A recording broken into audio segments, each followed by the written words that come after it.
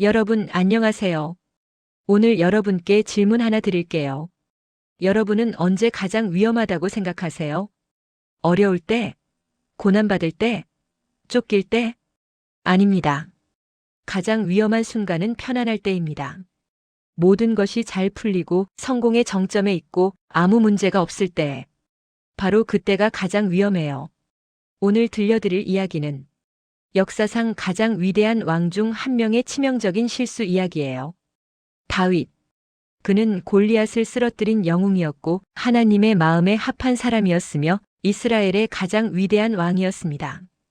쫓기는 자일 때는 거룩했어요. 광야에서 도망 다닐 때는 하나님만 의지했습니다. 하지만 왕이 되고 안정되고 편안해지자 그는 무너졌습니다. 한 여인을 탐했고 그 죄를 덮기 위해 충직한 부하를 죽였어요. 오늘은 성공이 가져온 비극, 다윗과 밧세바 이야기를 들려드리겠습니다. 준비되셨나요? 다윗은 이제 이스라엘의 왕이었어요. 골리앗을 무찌른 영웅에서 온 나라를 통치하는 왕이 되었습니다. 그는 수많은 전쟁에서 승리했어요. 블레셋을 쳤고 모압을 쳤고 암몬을 쳤고 아람을 쳤습니다. 다윗이 어디로 가든지 여호와께서 승리하게 하셨더라. 완벽한 성공 스토리였어요. 다윗은 예루살렘에 왕궁을 지었습니다. 법궤를 예루살렘으로 모셔왔어요. 하나님은 다윗에게 약속하셨습니다. 내 집과 내 나라가 내 앞에서 영원히 보존되고 내 왕위가 영원히 견고하리라. 모든 것이 완벽했어요. 권력도 명예도 부도 하나님의 약속까지. 다윗은 성공의 정점에 있었습니다. 하지만 바로 그 순간이 가장 위험한 때였어요.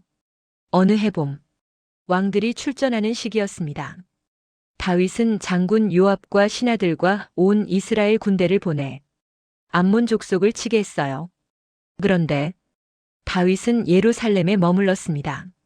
왕들이 전쟁에 나가는 시기에 부하들이 목숨 걸고 싸울 때 다윗은 왕궁에서 편안히 쉬고 있었어요. 어느 날 저녁, 다윗이 침상에서 일어나 왕궁 옥상에서 거닐었습니다. 그때 한 여인이 목욕하는 것이 보였어요. 그 여인은 매우 아름다웠습니다. 다윗이 사람을 보내 그 여인을 알아보게 했어요. 보고가 들어왔습니다. 그는 엘리암의 딸이요 햇사람 우리아의 아내 밧세바이니이다. 여러분 들으셨나요? 남의 아내였어요. 게다가 우리아는 누구였나요? 다윗의 충직한 용사 중 한 명이었어요. 지금 전쟁터에서 목숨 걸고 싸우고 있는 사람. 다윗은 멈춰야 했어요. 아, 그녀는 남의 아내구나. 돌아가야지. 하지만 다윗은 멈추지 않았습니다. 다윗이 사신을 보내 그 여인을 데려왔어요. 그리고 죄를 범했습니다. 여인이 자기 집으로 돌아갔어요. 시간이 흐른 후 밧세바가 다윗에게 기별을 보냈습니다. 내가 임신하였나이다. 다윗은 당황했어요. 이를 어쩌지? 모두가 알게 되면 그는 죄를 덮으려고 했습니다. 다윗이 요압에게 기별을 보냈어요. 우리아를 내게로 보내라. 우리아가 전쟁터에서 돌아왔습니다. 다윗이 우리아에게 물었어요. 요압은 잘 있느냐? 군사는 잘 있느냐? 전쟁은 어떠하냐? 그리고 말했습니다. 내 집으로 내려가서 발을 씻으라. 다윗의 계획은 이것이었어요. 우리아가 집에 가서 아내와 함께 지내면 나중에 아이가 태어나도 우리아의 아이로 보일 거야. 우리아가 왕궁에서 나갔어요. 다윗은 선물까지 그를 따라 보냈습니다. 하지만 우리아는 집에 가지 않았습니다. 왕궁 문 어귀에서 왕의 신하들과 함께 잤어요. 다음 날 다윗이 우리아를 불렀습니다. 내가 먼 길을 왔으니 어찌하여 내 집으로 내려가지 아니하였느냐? 우리아가 대답했어요. 법궤와 이스라엘과 유다가 야영 중이요 내 주 요압과 내 왕의 신하들이 바깥 들에 진치고 있거늘 내가 어찌 집으로 가서 먹고 마시고 내 아내와 동침하리이까? 당신의 살아계심을 두고 맹세하나니 나는 이 일을 행하지 아니하리이다. 충직함의 극치였어요. 다윗은 부끄러워야 했습니다. 하지만 다윗은 계속 죄를 덮으려 했어요. 오늘도 여기 있으라. 내일은 너를 보내리라. 그날 저녁 다윗이 우리아를 불러 먹고 마시게 하고 취하게 했습니다. 이번에는 집에 가겠지? 하지만 저녁에 우리아는 또 자기 집으로 내려가지 않고 왕의 신하들과 함께 자기 침상에서 잤어요. 다윗의 계획은 실패했습니다. 그러자 다윗은 더 끔찍한 일을 저질렀어요. 아침에 다윗이 요압에게 편지를 써서 우리아 손에 들려보냈습니다. 우리아는 자기 손에 든 편지가 자신의 사형 선고서인 줄 몰랐어요. 편지 내용. 너희는 우리아를 맹렬한 싸움에 앞세워두고 너희는 뒤로 물러나서 그가 맞아 죽게 하라. 요압이 그 성을 에워싸고 우리아를 용사들이 있는 곳에 배치했어요. 성읍 사람들이 나와서 싸울 때 다윗의 신하 중 몇 사람이 엎드러져 죽었고 햇사람 우리아도 죽었습니다. 다윗의 충성스러운 부하가 전쟁터에서 목숨 걸고 싸우던 용사가 왕 때문에 죽은 거예요. 요압이 사신을 보내 다윗에게 보고했습니다. 마지막에 이렇게 말했어요. 왕의 종 햇사람 우리아도 죽었나이다. 다윗이 사신에게 대답했어요. 칼은 이 사람이나 저 사람이나 죽이나니 두려워하지 말라. 얼마나 냉정한 말입니까? 우리아의 아내가 그 남편이 죽었다는 소식을 듣고 애통해했습니다. 애국 기간이 지나자 다윗이 사람을 보내 밧세바를 왕궁으로 데려왔어요. 그녀가 다윗의 아내가 되어 아들을 낳았습니다. 다윗은 죄를 덮었다고 생각했을 거예요. 하지만 성경은 이렇게 기록합니다. 다윗이 행한 그 일이 여호와께서 보시기에 악하였더라. 여호와께서 나단 선지자를 다윗에게 보내셨습니다. 나단이 다윗에게 와서 말했어요.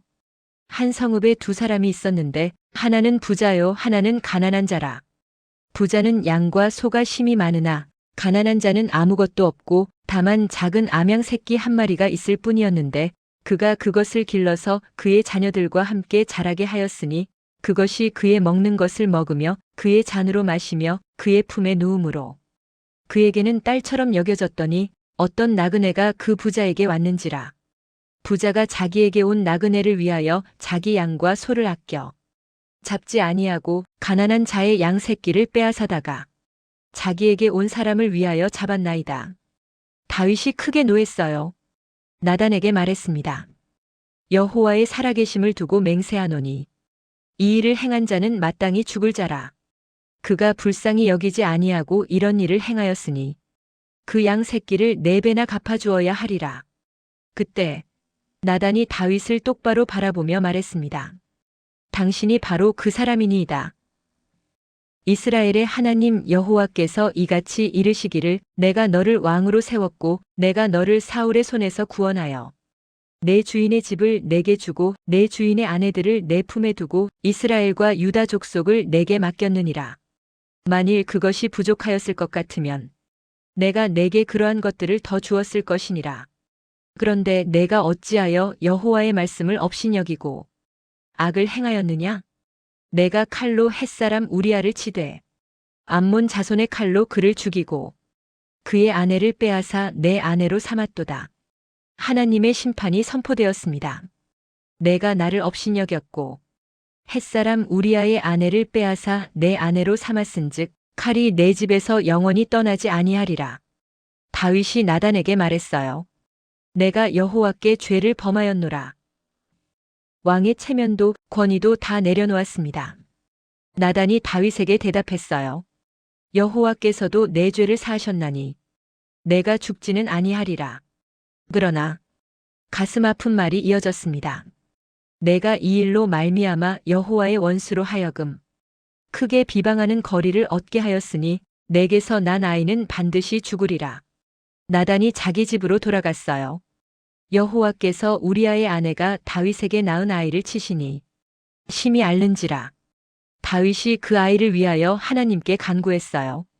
금식하고 안에 들어가서 밤새도록 땅에 엎드렸습니다. 7일째 되는 날 아이가 죽었습니다. 다윗은 땅에서 일어나 몸을 씻고 기름을 바르고 의복을 갈아입고 여호와의 전에 들어가 경배했어요. 그리고 말했습니다. 아이가 살았을 때에는 내가 금식하고 울었으니 이는 여호와께서 혹시 나를 불쌍히 여기사 아이를 살려주실는지 누가 알까 생각함이었으나 이제 죽었으니 어찌 금식하리요? 내가 다시 그를 돌아오게 할 수 있느냐? 나는 그에게로 가려니와 그는 내게로 돌아오지 아니하리라 하니라. 다윗은 시편 51편을 썼어요. 하나님이여, 주의 인자를 따라 나를 긍휼히 여기시며 주의 많은 자비를 따라 내 죄악을 지워주소서. 나의 죄악을 말갛게 씻으시며 나의 죄를 깨끗이 제하소서. 내가 내 죄과를 아오니 내 죄가 항상 내 앞에 있나이다.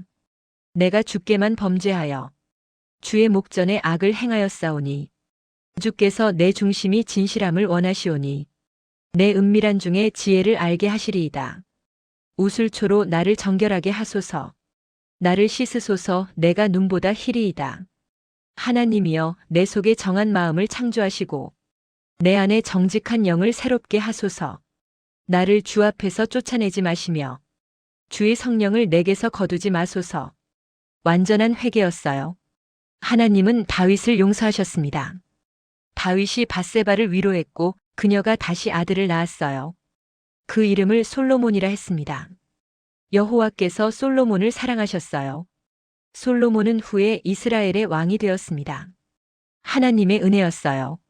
하지만 죄의 결과는 남았습니다. 나단이 예언한 대로 칼이 내 집에서 영원히 떠나지 아니하리라.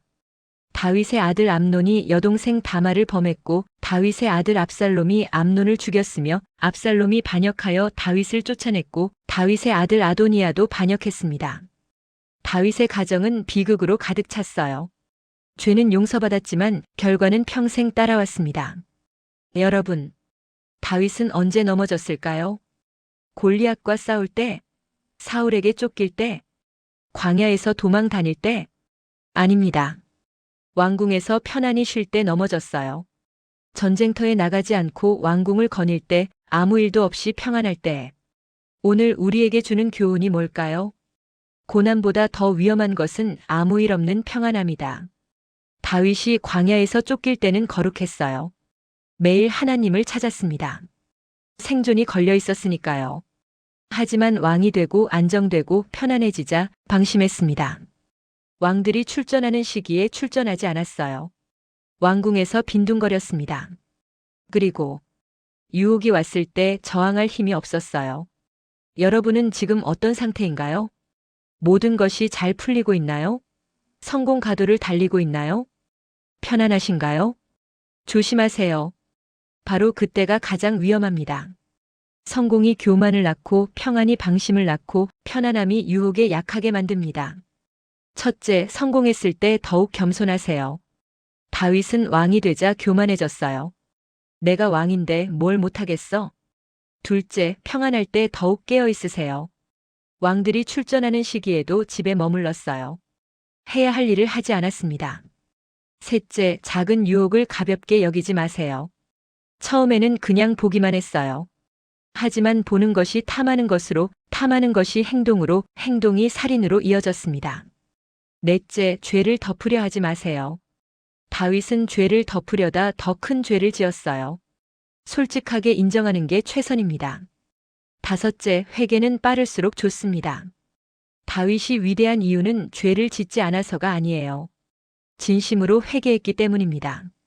다윗의 이야기에서 가장 놀라운 건 하나님의 은혜예요. 다윗은 간음했고 거짓말했고 살인했습니다. 10계명 중 여러 계명을 어겼어요. 하지만 그가 진심으로 회개했을 때 하나님은 용서하셨습니다.